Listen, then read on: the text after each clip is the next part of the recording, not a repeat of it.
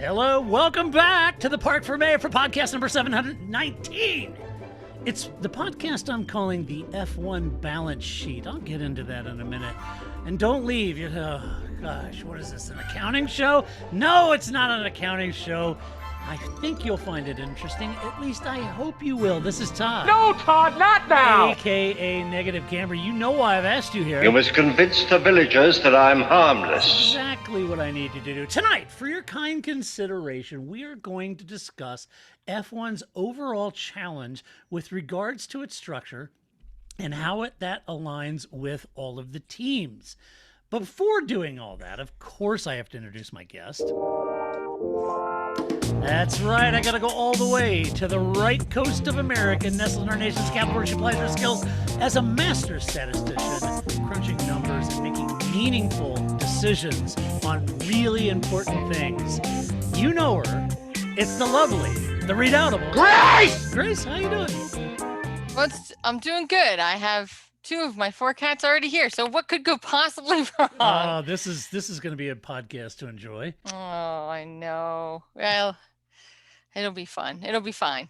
It's like Mutual Omaha, Wildlife Kingdom. Every day. I think it's the highlight of many of my work Zoom calls is just to see which cats show up and, in whose video or who waits until the moment. Like I could be, in an hour call and 45 minutes, I don't say anything, right? I'm listening and then it's about my turn to speak. And that's when somebody decides to like eat my microphone or, climb up the back of my chair or do something fun. Like, Yeah. That's always good. So, yeah, it's much like this show. That's every Zoom call now is me trying to like listen and make eye contact while trying to like juggle 4 cats, trying to like get my attention because, something is not right in their environment. As if I'm the only human that lives in this house, but apparently I am, that they, come to. I'm sure it's because they go to, right? They go to Flip, but he's just like, whatever. So they know. They know who has the snacks. Yeah, they know where the food is. That's right. That's because of as people have witnessed. Otherwise, I spend the whole time going Ziggy, right? Because they know. So I can never. Every morning, you got to make sure you got the snacks for the cats. Not for me, for the cats, because for the cats, it's not gonna be good. It's not easy being a cat lady, Grace. I guess something. I mean, again, little kids, not that different, right? Like, just always have some wagon wheels and some like those squeezy pouches ready at any moment, because you never know when they're gonna want something, and then not want that something that they told you they wanted, and then 10 minutes later be like, "Why didn't you make that thing for me that I asked you for?" Yeah, it gets a little different when they're teenagers. Yeah, now they just don't talk to you at all. Right. Just kind of grunt in your direction. Yeah. It's true. I get 2 of those. Yeah, exactly. Boy. Hey, I thought on this week's show, I wanted to spend some time talking about the business of F1. Okay. If you consider that F1 has a balance sheet. They do. And all 10 teams have a balance sheet, separate of F1's, with different stakeholders, different KPIs or key performance indicators. You can easily see just how difficult it is to align the series with commonality and focus across F1 to each team. And there's this old notion that I used to ask suppliers or dealers that I did business with. I would always ask them this question as we work together as 2 independent entities. I always ask them, if we were both part of the same company, what would that look like, right? What would our balance sheet, our product development, our marketing efforts look like? And what you find by asking that question with maybe it's a dealer of your product or service, or maybe it's a third-party supplier, whatever it might be, what you find is you start to piece together the commonality between your organization, theirs, and where there's synergies and where there's big gaps, right? And so I was thinking over the weekend, milk and cookies kept me up late at night. And yes, that is a Blade Runner reference. And I was thinking about this over the weekend, and I started just jotting some things down. And I was thinking about this and how the sport is changing. And so this week, I thought we'd talk about the concepts and motivation behind F1 and the teams that participate in it. And trust me, guys, I'm not trying to be pretentious here, and I'm not trying to get too metaphysical here. But I'm hoping you'll join us in this discussion because these are just my thoughts as they bullet point down as I break this down. And Grace has been very, very accommodating to go along for the ride.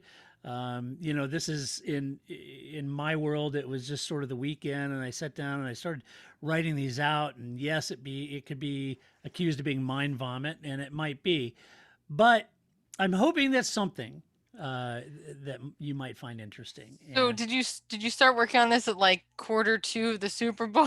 Like just like I I gotta thought move I'd on. get through this whole intro without talking about my Chiefs, man, but you had to do that to me, didn't you? It was rough. But no, I mean we weren't gonna get very far. It was a rough game. It It was. was rough. It It was rough. was. Yeah, it was, All it right. was very tough. But kudos to Tom. It's good for him, and glad he. I got another guess Super Bowl. young quarterback Tom Brady, right? Yeah, watch that kid. He's going to be something. That's right, just like Sebastian Loeb. But Right. and you now have seen a montage of a cornucopia of weekend songs. So now you're up to speed with the kid. Yeah, yeah. I did see the weekend. I didn't know who he was, and Now you know. And now I know. Yeah. Now you So know. there you have it. He had some good shoes. He did. I liked his kicks. Yeah. He Yeah, did have nice and shoes. and he spawned some enjoyable memes, which I think may be the highlight of the Super Bowl, really, because the commercials weren't very good. The game wasn't really good, Yeah. unless you're a Brady. But I'm not Tom. I'm not pro Tom Brady, so wasn't really into that. It was kind Yeah. of pandemic-y, so just like everything else. But I Yeah. did enjoy the weekend memes. Well, yeah, exactly. I did too. Those were And pretty there were a fun. couple that even like showed up that were I love it too when my worlds collide, right? Like so people started making him into Formula One, like Lewis looking for a pen to sign that contract, right? Yeah, yeah, right. Michael Schumacher looking for David Coulthard. That was a favorite. I enjoyed that because I do think that it is a good version of any driver looking for another driver. Like his confusion mixed with kind of rage was perfect for that. Like, Yeah. we had him, it was good. It was good. Oh boy. Yes. So All right. So anyway, not trying to be a buzzkill here, but I hope you'll track along with me It's fine. and indulge me on this and let me talk about that. So I'm going to start at the Okay. top. Let's start with Mercedes. And I think Yeah. once I go through a couple of these bullet points, folks, you'll start to get kind of what I'm talking about. So we'll start with Mercedes. Mercedes just announced that it would be spinning Daimler off mainly as a standalone truck business, leaving Mercedes-Benz to focus on their luxury car line. All right. Huge decision internally. And this, it's a big deal. They say that the customer base, capital needs, and technological development paths are different between those two organizations, and that this separation will help them better face the major tech and structural changes their particular industries are facing. All right.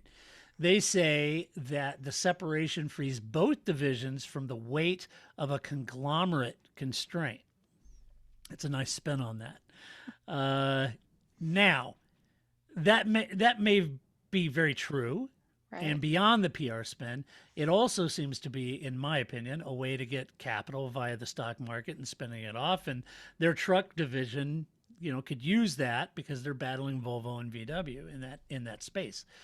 So I was thinking, okay, I saw that headline over the weekend and I was thinking, that's interesting. If you consider the other moves that Mercedes has made with its new CEO and then, the Lewis announcement today and all that stuff, this is very interesting to me. So because this is a major move, I guess, why is that important? Well, because this is a major move.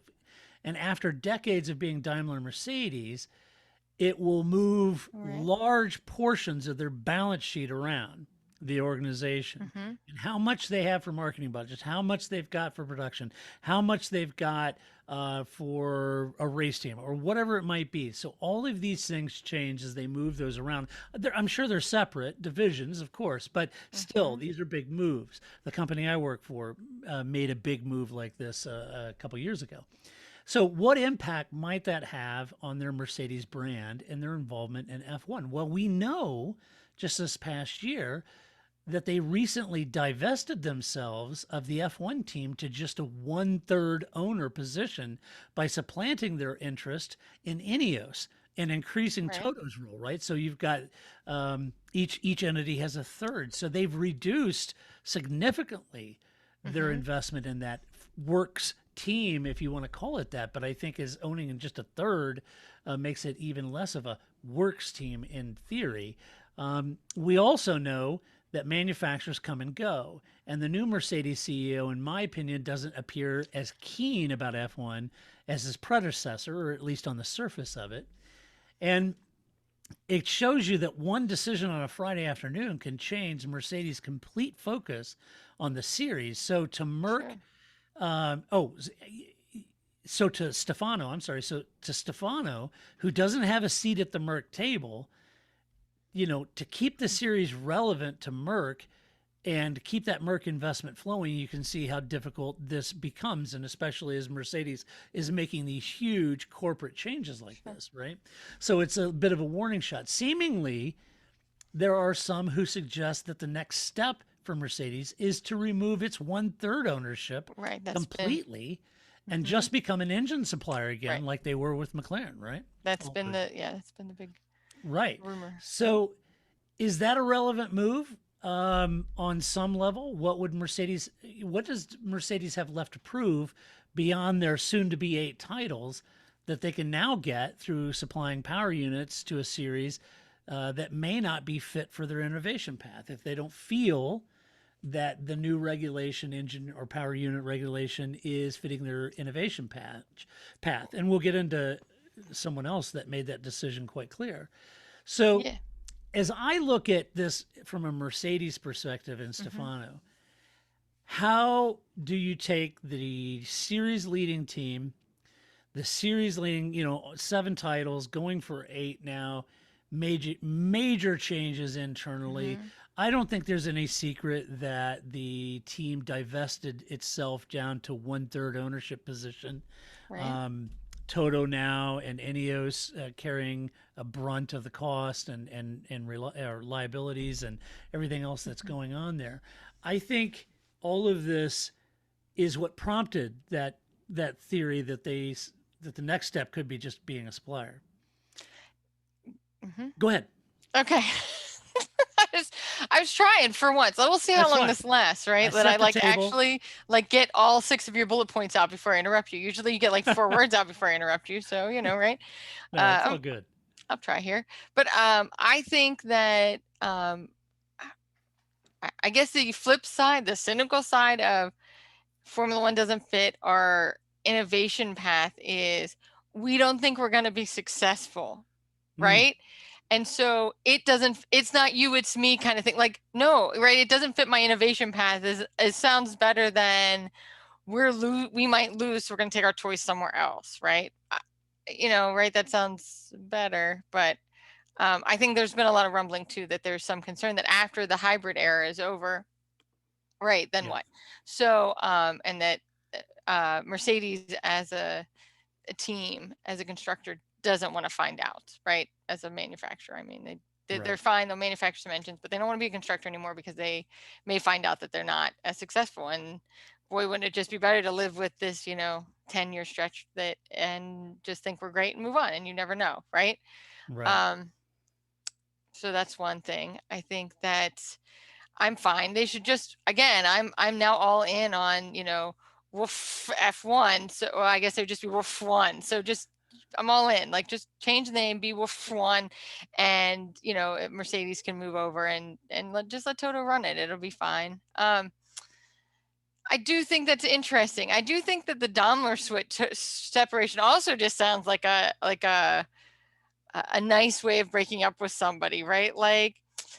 You don't really fit my ethos anymore. We're just gonna you can go your own way. I want you to be successful, but over there, right?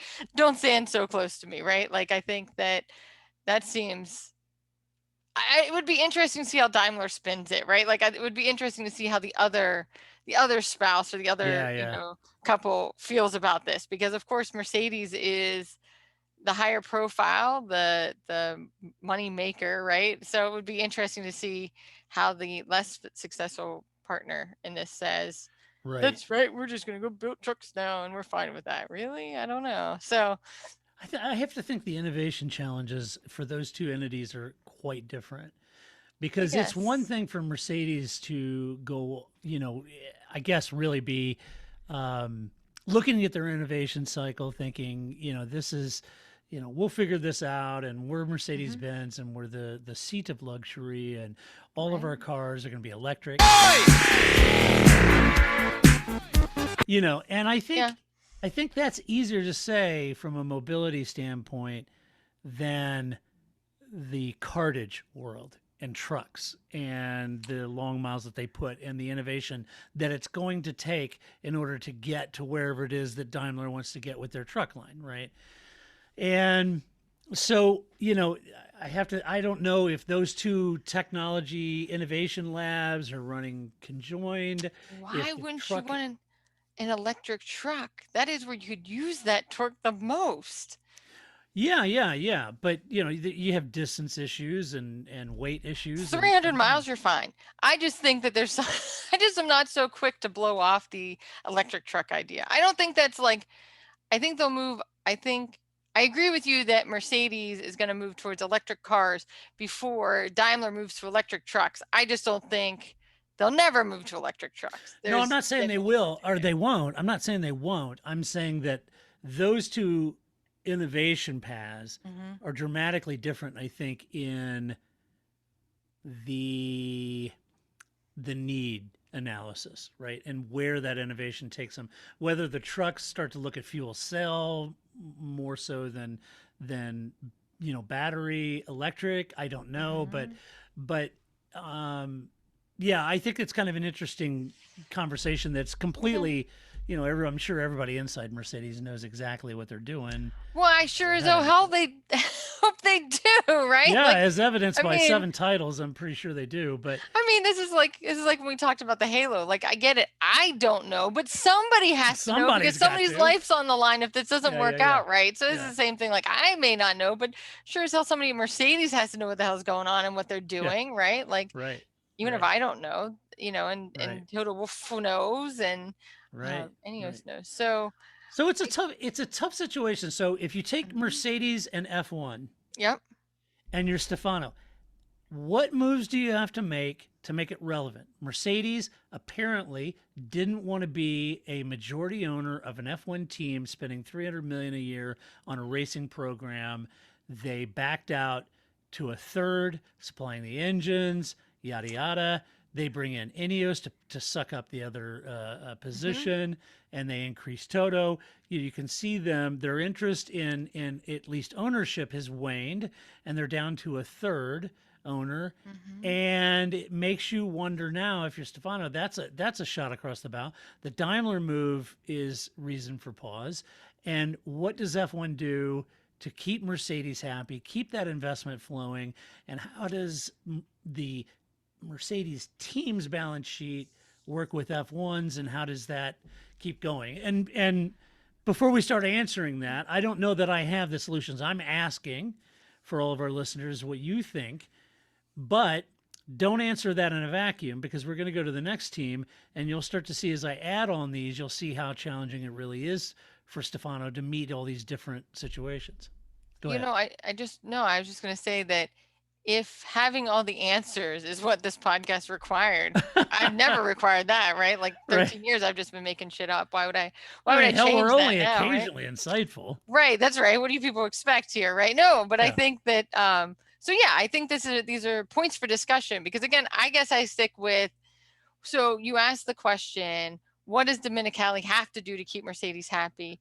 And I think the problem is that Mercedes wants to be successful. All teams want to be successful, right? But Mercedes doesn't want to be unsuccessful. They don't want to be Ferrari, right?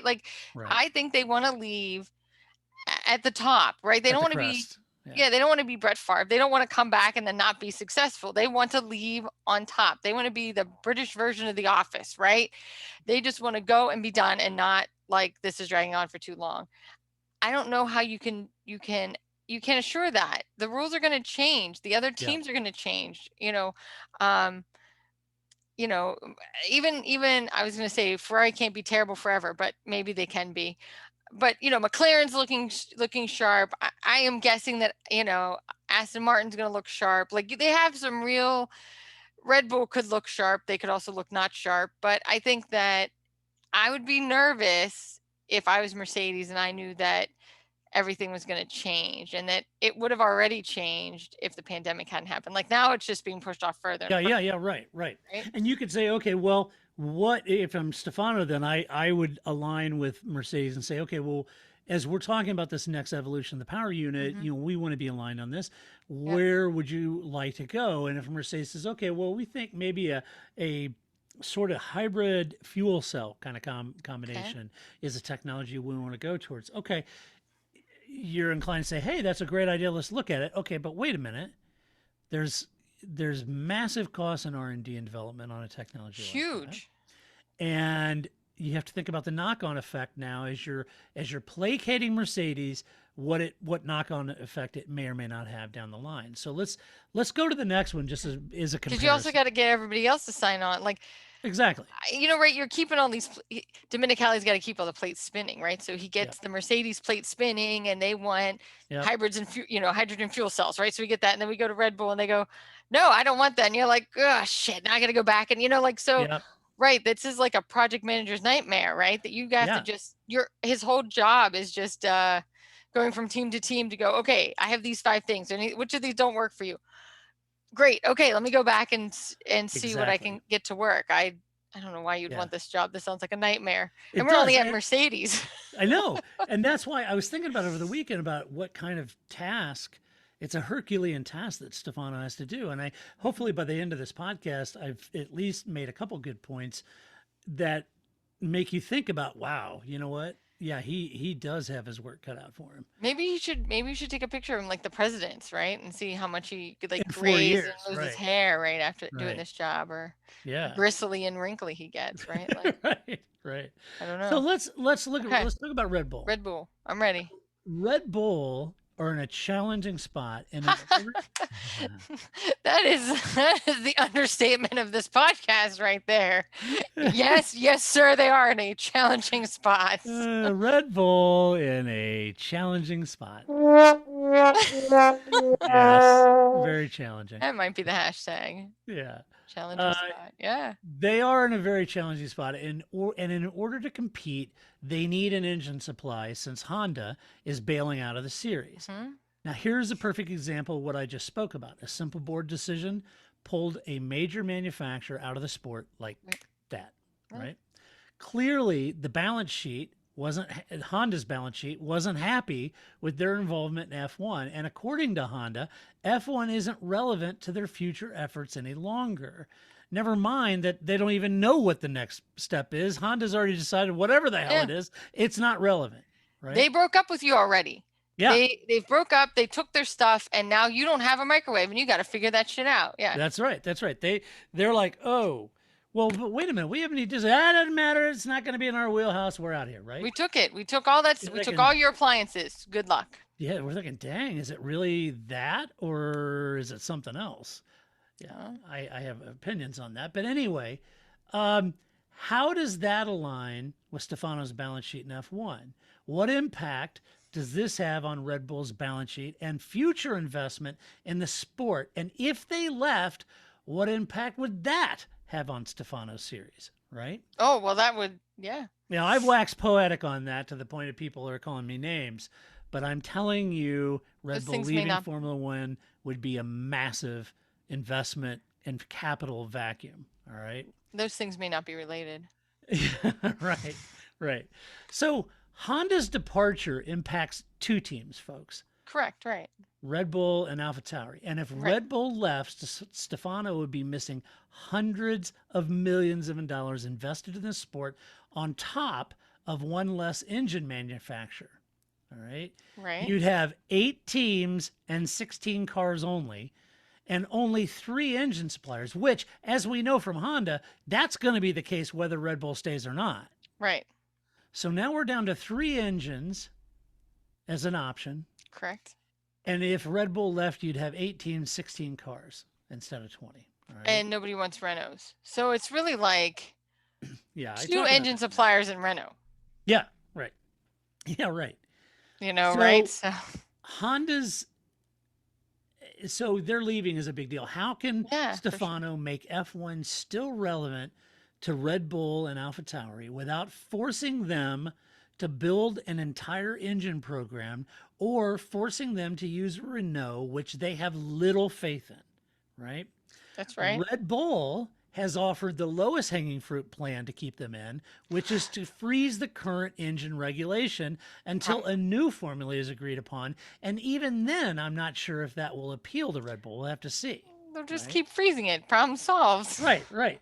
So the engine freeze is now something that Stefano himself is championing.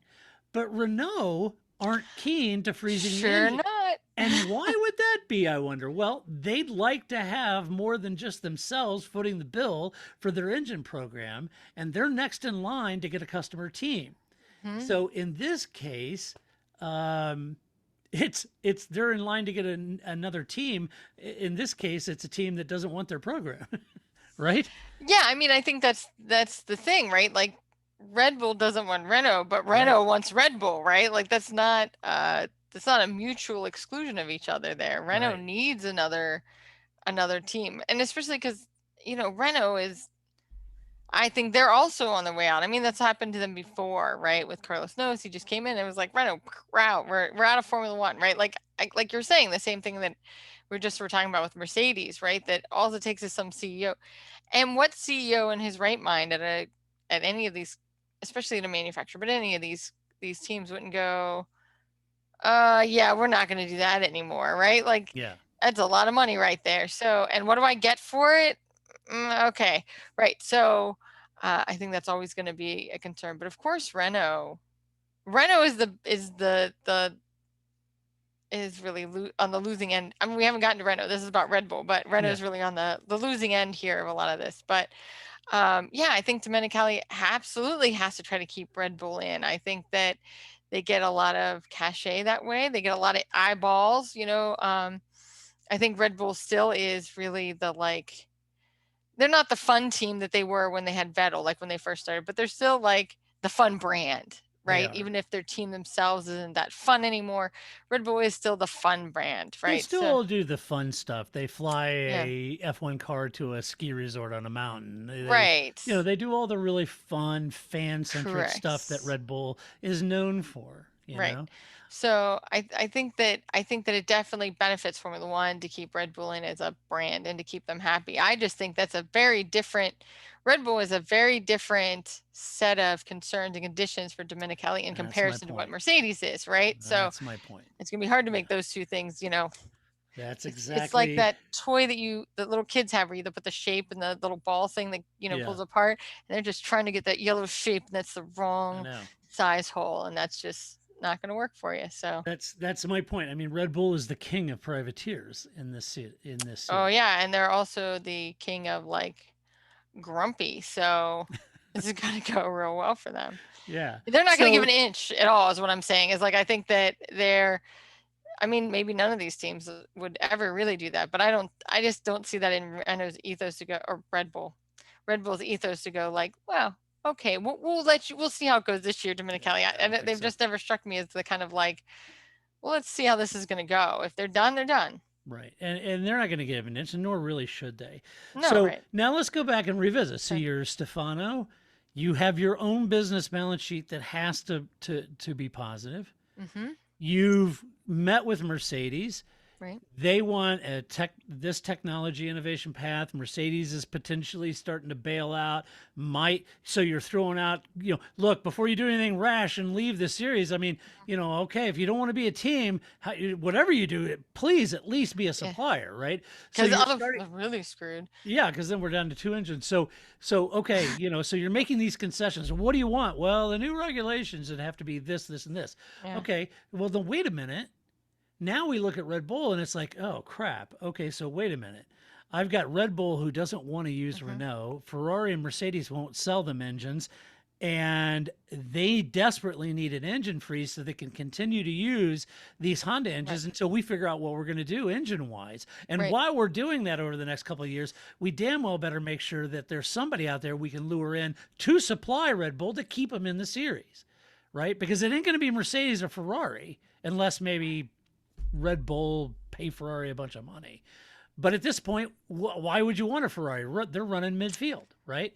So now you've got the Mercedes plate over here spinning, and you run over here and you got the Red Bull plate spun up, but now the Mercedes one's about to fall off. Yeah. He's running back and forth. So you can see the challenges of trying to meet and align your business interests with Red Bull. But who would they even get in as another engine supplier? Yeah, I don't know. I mean, if Honda, like, I don't know, like, I don't know who that would be. I don't know if it's a new technology. Well, I'll get to the technology in a minute because I have an opinion on that. But Sure. Yeah, you could go back hat in hand to Toyota. At the end of the day, I don't think they're big enough or would want to. I still would love to see Mazda get into F1. Yes. I think Mazda in F1 would be awesome. I'm all in on that. That would be great. Yeah. So anyway, okay, so that's Red Bull.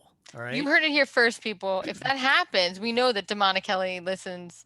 That's right. Listens to this, and that's it. Mazda and F1. And we would know. Probably not a big enough manufacturer, but anyway, we'll see. All right, so there's Mercedes. Okay. That's the challenge. There's Red Bull. Now let's talk about Ferrari. Sure. Why not? All right. Yeah, it just seems like thing to do, is it not? Because maybe if I have like one plate spinning and this one's kind of wobbling a little bit, let's talk about Ferrari and everything. It's just any plates are just going to fall. Another plate spinning. All right, so let's talk about Ferrari. This is Enzo Ferrari. All right, so Ferrari have been midfield since they were challenged on the 2019 engine. And as such, they've not been able to, let me try this in English. They were challenged. I like that. They were challenged. It's a nice way of spinning that. Thank you. As a Ferrari fan, I got to be easy. They were challenged. Yeah, that's right. That's right. Your innovation path is different than mine. I don't think we should be seeing either anymore. They were challenged in 2019. Yes, they were. Okay. Have you ever been convicted of any crimes? Convicted? No, never convicted. That's right. Yeah.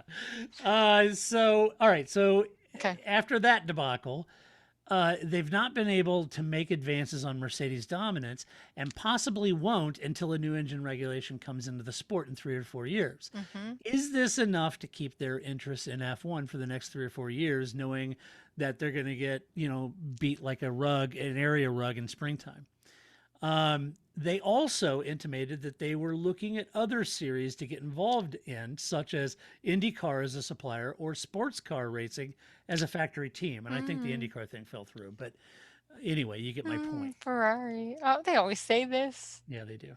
While they are less apt to pull up their tent and move on from F1, they too have a balance sheet, and funneling cash into a series that they are struggling in is tough enough. But depending on the new engine regulations in 2025-ish, one wonders if it will be a direction the company feels is relevant to their future efforts, very much like Honda. Right. With the cost cap, is Ferrari willing to spend on F1 like it has in the past? I mean, let's face it, building that Ferrari world in Abu Dhabi was a huge investment for all of those involved. But how does Ferrari find relevancy in F1's balance sheet and evolution to the new engine set? Now, before you answer, I will admit that there's a part of me that complains about the hybrid power unit cost and the impact it's had on the sport. But I can also be convinced that the move to KERS and a hybrid power unit probably did force Ferrari to get out of its legacy tech comfort zone and move into the newer world of powertrain and engine design, even though they weren't happy about it at the time. I think if hindsight being 2020, I think they're probably happy they did. Right?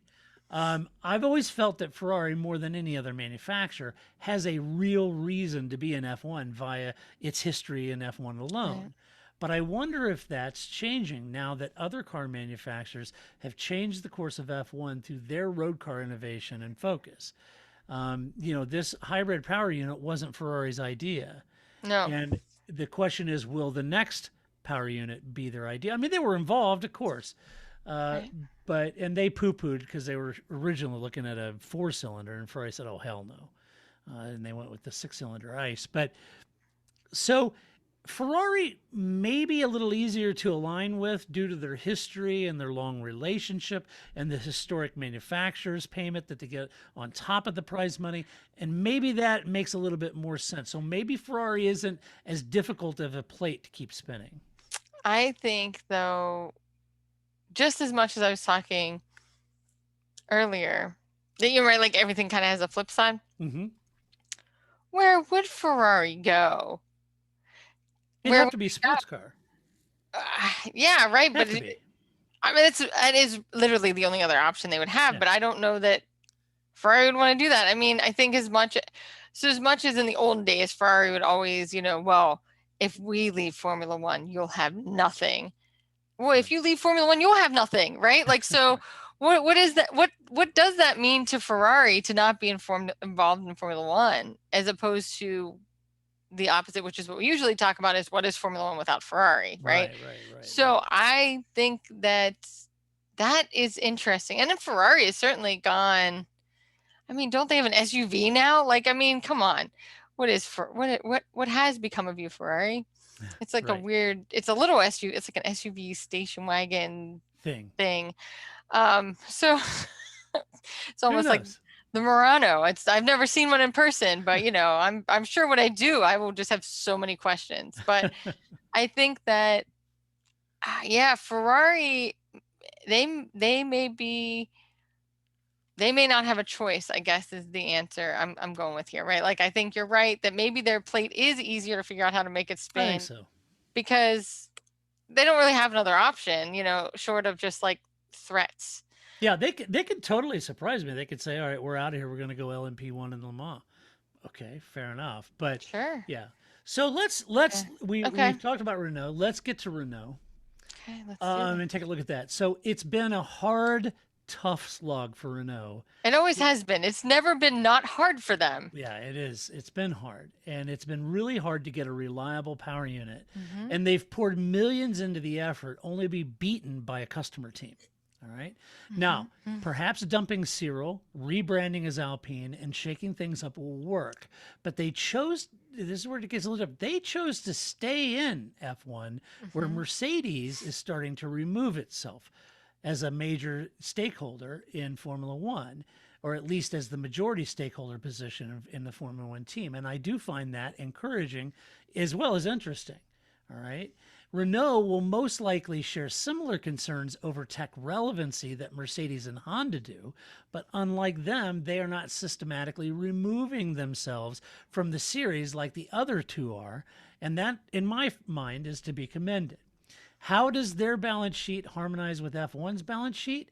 Where is the gain apart from brand awareness and possible tech innovation? And that's assuming that F1's next power unit move is relevant to Renault's business model. With McLaren leaving as a customer and Red Bull wanting an engine freeze so it doesn't have to move to Renault. That's how bad it doesn't want to be in a relationship with you. Right. How do these politics impact the financial investment of the teams and F1 in general? We're changing the rules, literally changing the rules to keep Red Bull in situ, and it would appear that one of the only 3 engine makers left is not an option that the privateers are keen to take advantage of. Right. So you think, well, why is that? Is Renault that difficult to deal with? Is their engine that woefully off the mark with no realistic chance of advancement? Yeah.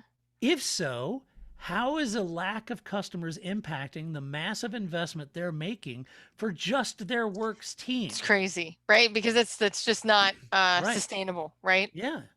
I mean, at least Mercedes and Ferrari offset some of their costs via a customer base to sell engines to, but Renault currently do not enjoy that position. They do not, right? And I think that the fact that Ferrari does it shows that it's helpful, right? Like, because if anybody didn't need to do anything to stay into Formula One, it's Ferrari, right? So, the money doesn't hurt that they're getting from the other teams using their engine, and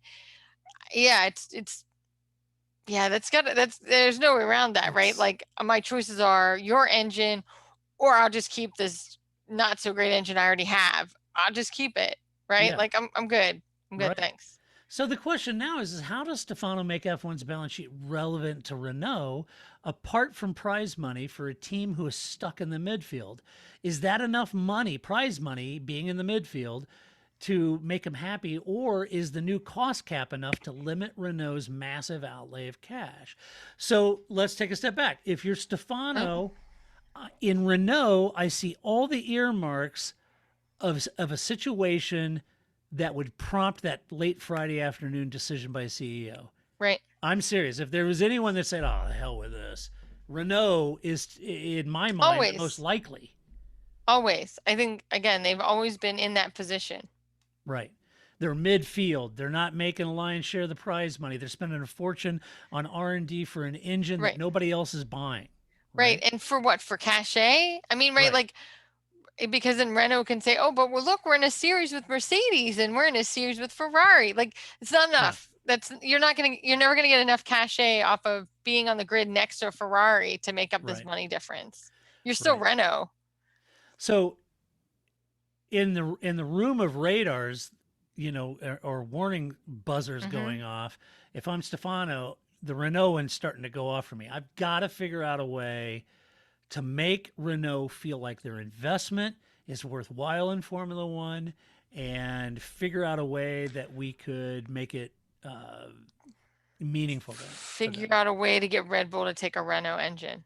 Yep, that's what I would do. That's like that Harry and David fruit basket that comes with their Yep. engine.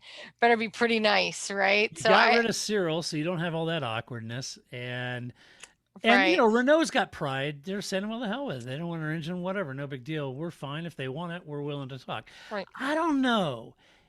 I understand that point, but I got to be honest with you. Apart from Renault corporate, if I was an employee of the Renault F1 Hmm. team and it was my job on the line, I might think about going hat in hand to Renault or to Red Bull and saying, "Hey guys, look, Come we on, got please. rid of the jerk you guys didn't Yeah, like. yeah, right. Let's get together and let's go kick some ass." What can we right? What can we do? Bury the Help hatchet on this help deal. me to help you, Help right? me help you. Yeah, Right. exactly. So, So if I'm um, Alan Permade, I'm thinking, yeah, I still want to have a job in F1, and I still want this team to work. You know, yeah. um, And I think that would also be it has to be frustrating. I don't know how it wouldn't be, right? They've been in long enough, right? You're starting to see, because I mean, I'm going to make the assumption that Aston Martin is going to continue on the upward trend yep, that Raising Point has been because for such a long time, Force India, we are like, come on, Force India, you can do it. So finally, Force India, Racing Point, Aston Martin, right? That team has done it. They have become successful. That yep, has to be hard, right? Like to be, I don't know, it's like you and somebody else goes out for a job and you think you're more qualified but they get the job, right? That's a right, hard thing to swallow, as opposed to if they're as good as you or better, and then it's easier to swallow that they got the job, right?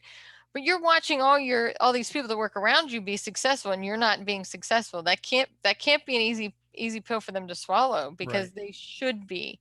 They've been there long enough time. They've had enough different iterations. They've had enough drivers come in. They've had like 3 restarts. Get it together, man, right? Like, so I just think that, yeah, figure out some way to get that Renault Yep. engine in the hands of Red Bull is what's going to solve that problem for Stefano. I don't know how I don't know how one would accomplish that, but that seems like the only way to Yeah, I make don't know either. those I plates keep don't either. I spinning. feel like and it wouldn't have to be forever, because maybe you could lure, No, or maybe Red Bull could lure in a sole supplier type of situation that they enjoyed with Honda. But and maybe Volkswagen will finally join. right. All right. So now let's look at everyone else. And Okay. before I do that, I'm going to say that Mercedes, Ferrari, and Renault are all attached to F1 for brand and tech development. But their Right. balance sheets account for more than just their racing endeavors.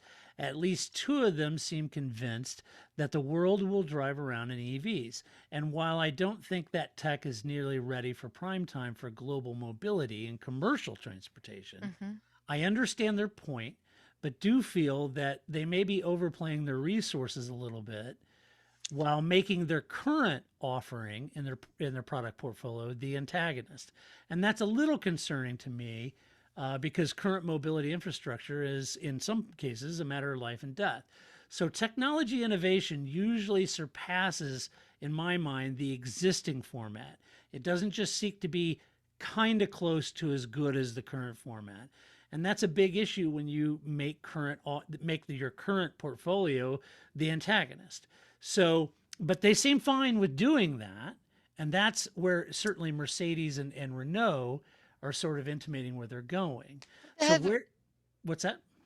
No, I was just think. I mean, I see what you're saying, right? That you're pitting electric engines versus gas powered engines, power units, sorry, right? This is like riders, drivers, please don't send me emails. I get it, right? But okay, so and that you have an existing thing that you already make and you're going to make this other thing, and but this other thing is going to take place of that first thing that you make, right? So I see that point.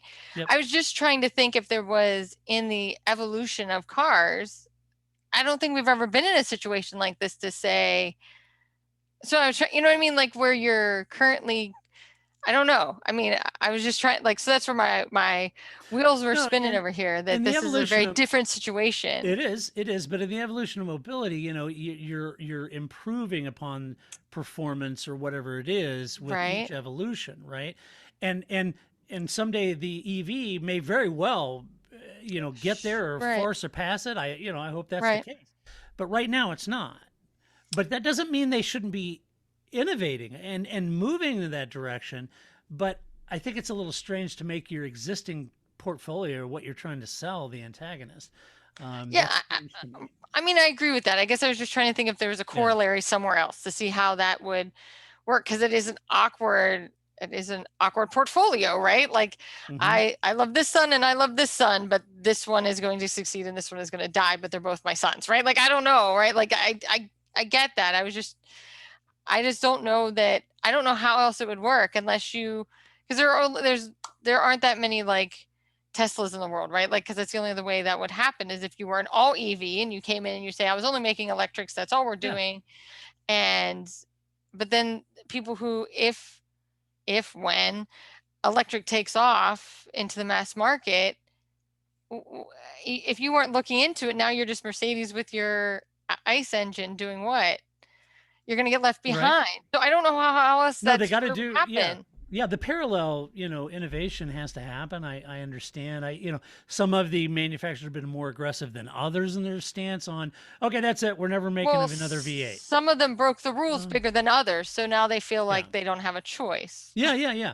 Whereas you look at and you brought up Tesla, it's a great example. So Tesla Yeah. comes in and they're first, but they've gotten better and better and better with their product. Absolutely. And I was watching a video the other day of a new Ferrari F8 and the top of the line Tesla, and the Ferrari still beat it, but it got the jump on the torque on the line of the Ferrari, and then the Ferrari chalked it, but it was impressive as hell, what that car was doing. So And yeah.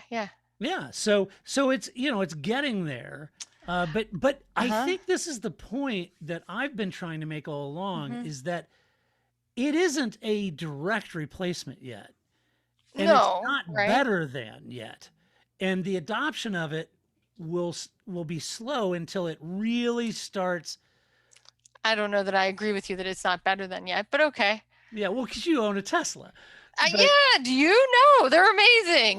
No, I'm sure. Not just Tesla. I mean, I don't doubt it, but I mean, I've been in an electric Kia was awesome, right? Like, Yeah, I'm not just saying it has to be an electric Tesla. I just think that driving an electric vehicle is a very different experience, and that I find it a very enjoyable experience. Because as you were saying, I don't disagree. off with the it. line, when I'm merging on the Beltway, if I had to choose between having an electric engineer or a Kia or a Ferrari, I'm taking that Kia because that offline torque is what I need. It doesn't matter if you're going to beat me, down the drag strip. I don't care. I just need to be able to merge where there's no merge lane. Right. That's electric torque, right? Like that's, Right.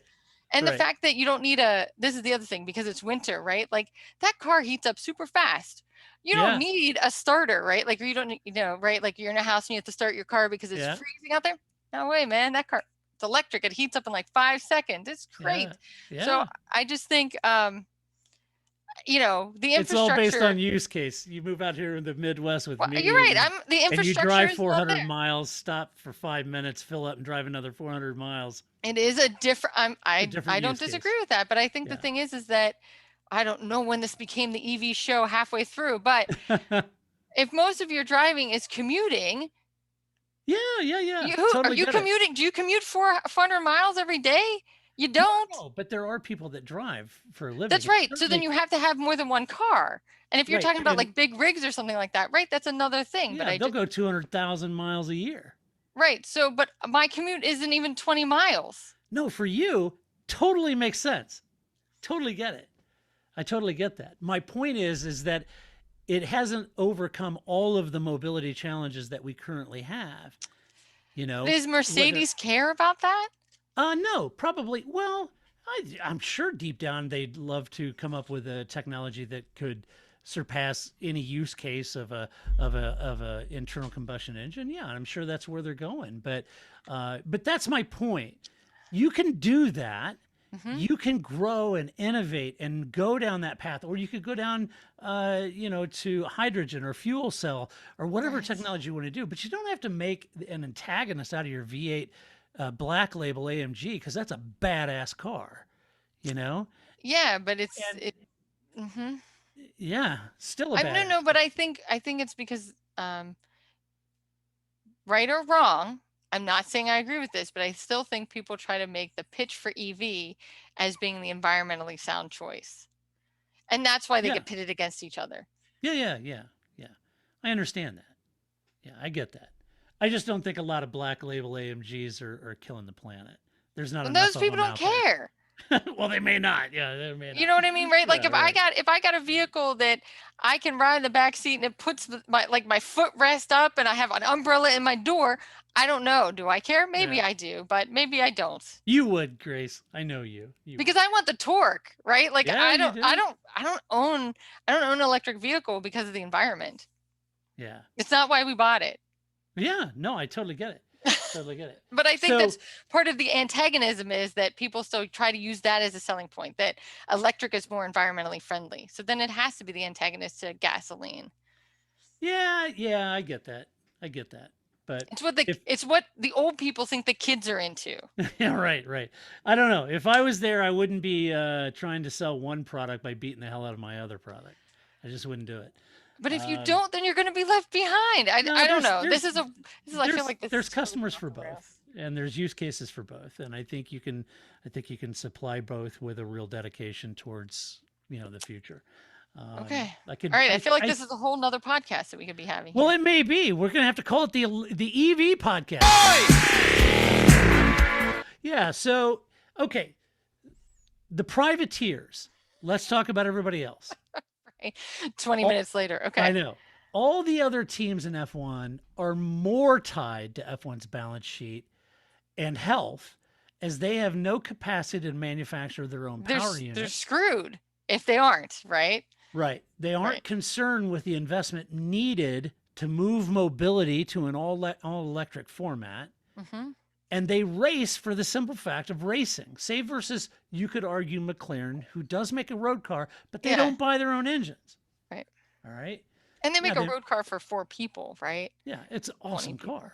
It is, but I don't own a McLaren. No, you should. Electric otherwise. I need both my kidneys, right? You have to sell your husband. Right.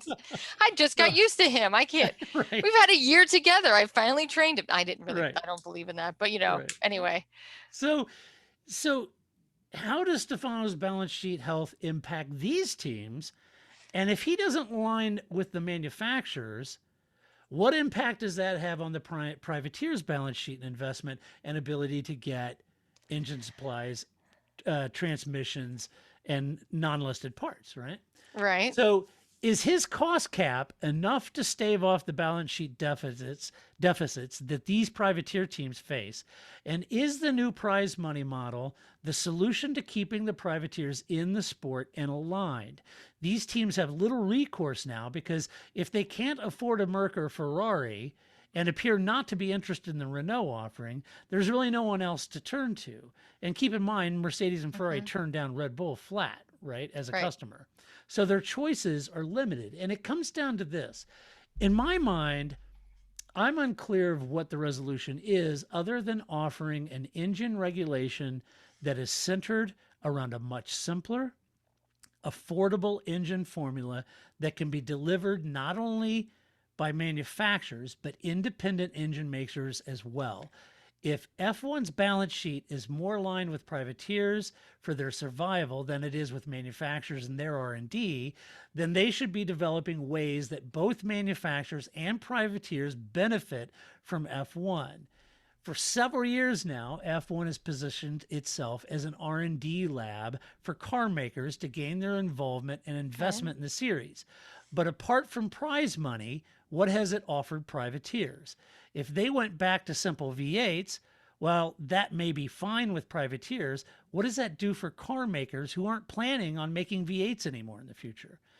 We're dealing with split interests, obviously, and a bit of a bandwagon mentality as the car makers search for the right technology evolution path between realistic innovation and affordable racing.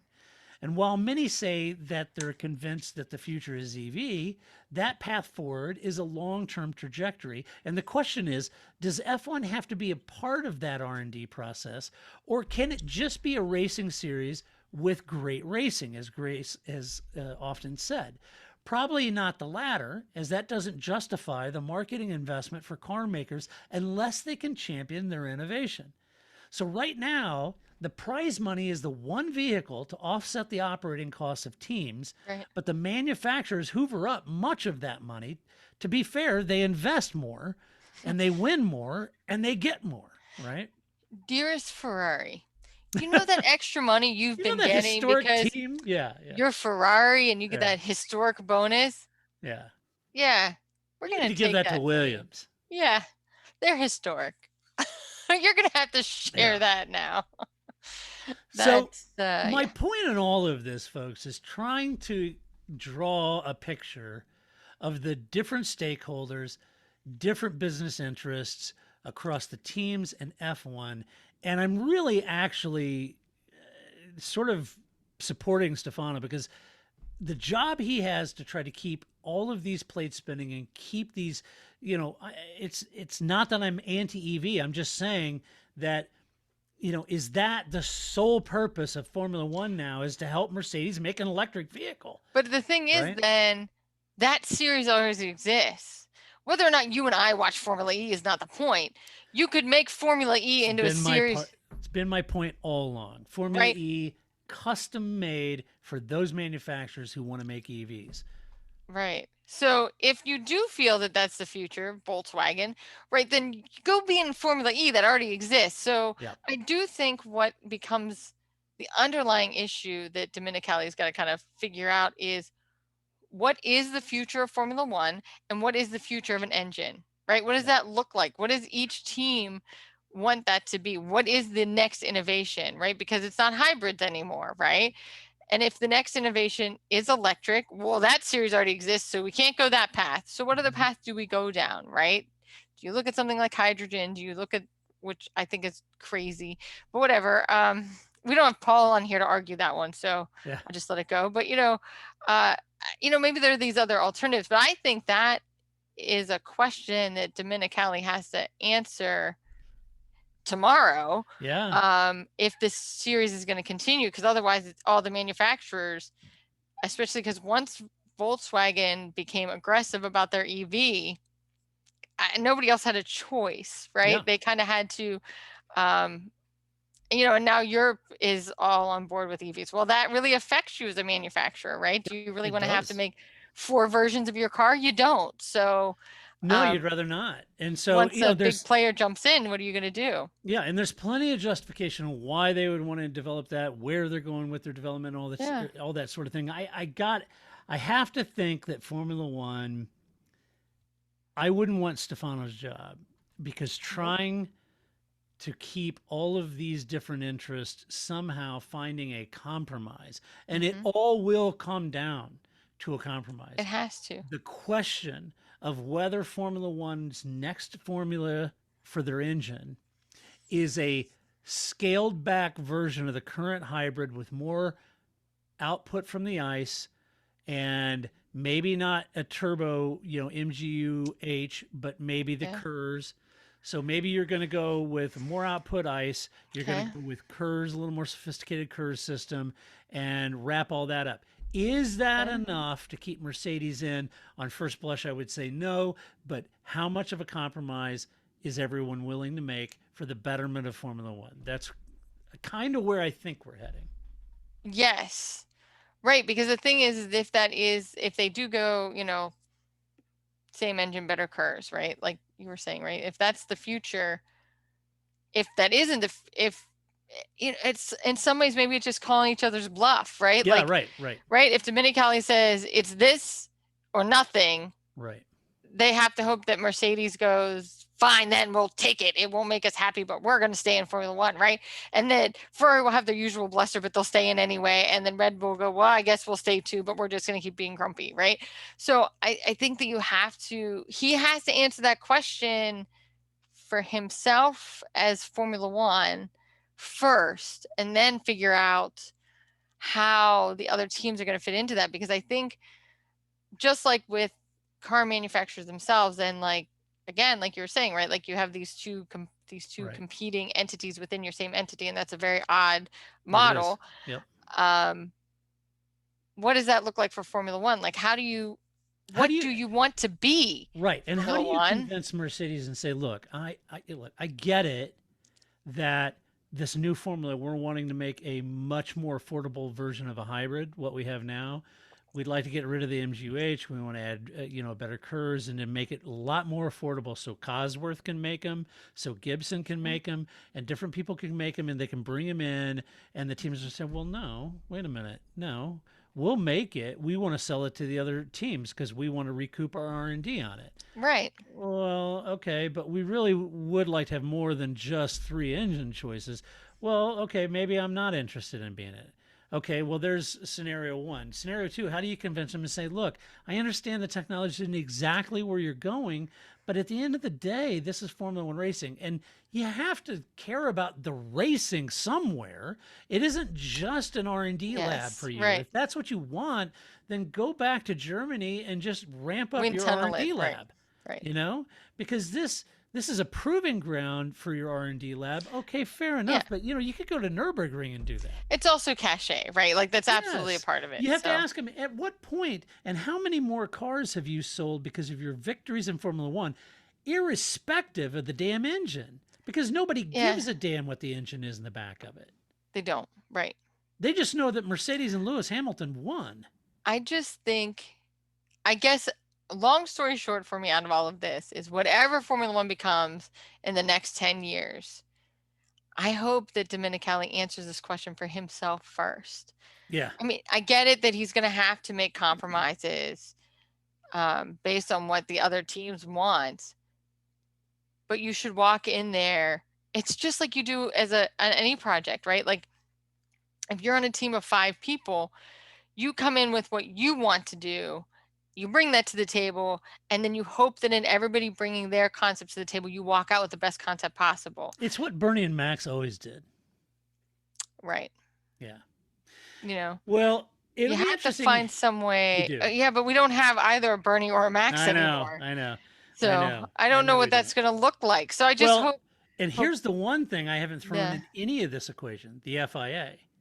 Yeah. So they're a component of this. That's another veneer or another layer that you have. Isn't Jean Todd's his term's coming up? Yeah. So will the new FIA president be more aggressive than what Jean Todt? He's been pretty hands off. He's been super hands off. Yeah, to a fault. And so then you're thinking, well, what's the new FIA president's goals? And what are they going to do? Yes, well, I don't know. It's going to be interesting. And will Toto Wolff be the new FIA president? Let's just get those rumors started. Yeah, right. Why not? Right? Yeah, why not? I do think that is interesting. I just want Formula One to have its own agenda, its own hopes and dreams. Right? Yeah. Get on Pinterest and make your own little dream board, right? For what you want Formula One to be, and then bring that to the teams, and then come up with that compromise so that each team brings something in and you make the best product possible. Because that's how teamwork should work. And you're not just creating garbage, or you're not just like, well, Ferrari threatened to leave, or Mercedes wasn't going to stay in if we didn't do this thing, and they twisted our arm, and so here we are, right? Like I still want to be able to watch the sport, right? I don't want it to get worse, right? Well, let us know what you think at home, and if you made it to this part, and apologize for the long podcast, folks, but I didn't plan on going this long. But anyway, apologies for that. But I do have some breaking news today. I was gonna say we only have one more story. One more I mean, story. I'm going to we're get to. fine. So We're the late fine. breaking news: Lewis Hamilton has signed a new 1-year contract, just like we thought he would. Wait, can you play the Frank Williams noise? Yeah, sure. There you you go. So you heard it here first. No, I don't know if you heard it here first, but we said at the end, I think he's going to end up doing a 1-year deal because they're not going to come together on the long-term sort of inclusivity ambassador or whatever. Yeah, when they have like 2 weeks, 3 weeks. Like when winter testing starts soon, right? And it takes a long time to figure out what that role is going to be versus, they all right, get your butt in the car and drive. That's easy. Yeah. Figuring out this long-term ambassador role for him, that's a whole different deal. And I didn't think it would happen in a long-term perspective because of Mercedes recoiling from the team and moving down to a third. So anyway, he did do a deal, and he wanted that long-term deal and a post-racing role as an ambassador for Mercedes and as for diversity and inclusion. But Mercedes did offer, they didn't do that, but what Mercedes did offer, and I'm not quite sure if this is Mercedes, I don't think this is Mercedes proper. I think it's the team offered to create a foundation together to support his efforts in those areas. In the end, the Merc is only 1/3 owner in the team. I don't think they were going to take on that long-term role and that kind of salary Lewis would demand. But Toto, Ineos, and the Mercedes F1 team may fund a foundation with Lewis that leaves him a role and has a structure on monetization and goals that Lewis, will have to drive once he retires. And my hunch is that the team will seed that foundation, and that's probably coming out of Toto, Ineos, and the F1 team fund would be my hunch. I don't know that. Yeah.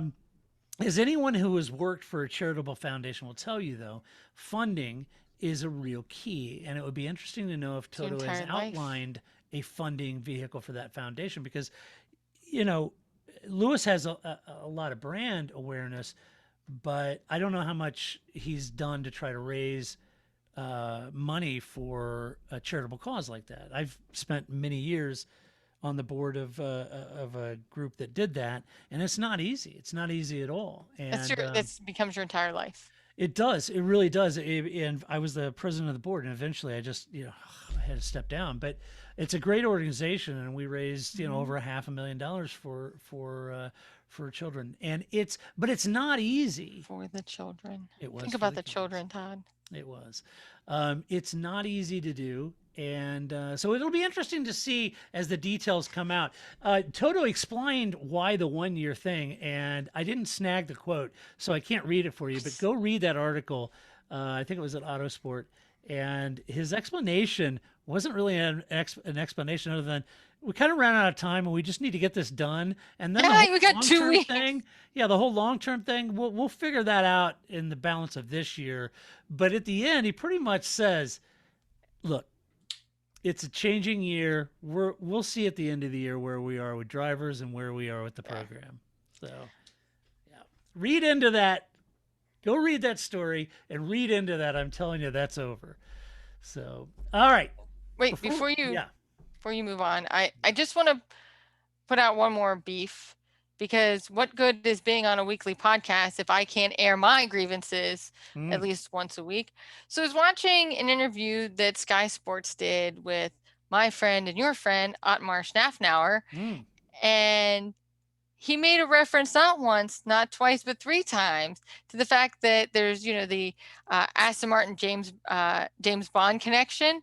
Like he called him Schnafnauer, Otmar Schnafnauer. Like, okay, we haven't even started winter testing yet. This has got to go. If we have to deal with James Bond references the entire year, Vettel, Sebastian Vettel, just get it out of your system now, Sky Sport, because I am not. This is not good. Like, come on. If somebody asks him how he likes his martinis, like any of that, like, just work it out of your system now because it's gonna be a long year. Long year. I'll go to the wall with the sports car. It's like, Paul, the team he works for, drives an Aston Martin.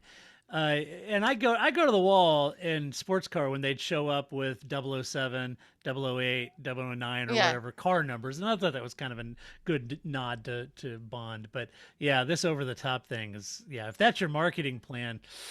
It wasn't Otmar Schnafnauer's marketing plan. Oh, it it was was who Sky. the interview. Yeah, it was the Sky Oh, interviewer yeah. who kept saying it would be hilarious if it was Otmar Schnafnauer who did it. But no, you could just see that, when he has a poker face, but like kind of not a great poker Yeah, face, yeah, and you could just yeah. see it was like kind of wearing on him. Like, I'm just trying to do my job here, sir. Could you please stop referring me to as James Yeah. Bond? No. It was totally how the Sky Sports interviewer was interviewing Right, him, kept making right. these James Bond references. So I'm just like, That's this funny. shows up and the post-race interviews, just work it out now. Work it out now. We don't need this. We don't need this. Nobody needs If this. Vettel gets on the podium, the big backdrop, you go dun it, dun it, and then have a Yeah. little circle move in. Yeah, that'd be good. All right, Nobody knows. here knows is now. what time is it, Grace? It's it's time for the fun random fact of the podcast. All right, here's the fun random fact. Through the history of F1, there have been times when there were 24 cars on the grid, and sometimes even more than that. But there's only been one time a driver actually finished in 24th place, making it the lowest finishing position of any driver in the sport. That belongs to Narain Karthikeyan, who was driving for HRT back in 2011. And that year they had 24 cars on the grid. And in Valencia, the European Grand Prix, all 24 cars managed to finish the race. And that gave Karthikeyan the unflattering title of the lowest ever finisher in a Grand Prix. So there you go. Boy. Google it. It's some of your like Narain. I remember him. Yeah. I remember. Yes. Yes. So there you go. That's the fun. All right, folks. If you like the podcast, go over to iTunes and give us some love over there. Give us good ratings. Thank you so much to our Patreon supporters. We could not, and quite honestly, would not do this podcast without you. If you like the podcast, but you would like to see our arm waving antics and our facial tics, all of these podcasts now are being put on our YouTube channel, and you can go over to the YouTube channel and watch the hilarity ensue as two heads talk for an hour and a half. So, and again, my cats show up. Yeah, That keeps Grace's it cat show up. Yes. Yes. And so yeah. check that out. That's And- right. And huge thank you to all of those that have sent messages and engage on social media, and in particular on the website, which is theparcfermé.com. Just share your opinion with decorum and civility. Grace, you have a shout out. I do. So to KDog98, thank you for very much. We've had a lot of fun this week. I think between my declaration wearing a ball gown to my first day at in-person work with coworkers I've never met in real life. That was fun. And then, there was a lot of fun with the weekend memes yesterday. And then of course the Lewis Hamilton news this morning that everybody was very, we were all shocked, like the, greatest secret since Ralph Schumacher to Toyota. Right. So I think that it was an enjoyable time by all. But shout out. There you go, KDog98. Right. How about that? All right, let's get out of this podcast. Until next week, when I come back to do it all over again, this is Todd, a.k.a. Negative Gambler, saying so long, Grace. See you next week. That's it, man. Game over, man. It's game over.